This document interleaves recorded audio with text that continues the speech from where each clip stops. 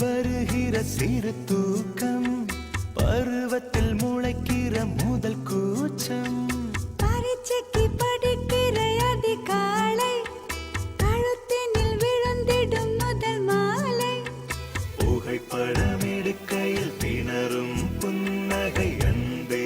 அன்பே நீரானே அடைமழை நேரத்தில் பருகும் தேநீர் அன்பே அன்பே நீரானே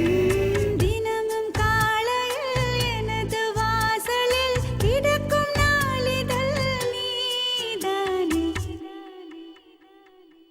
பேருந்தில் நீ எனக்கு ஜன்னலோரம் பின்வாசல் முற்றத்திலே துளசி மாடம்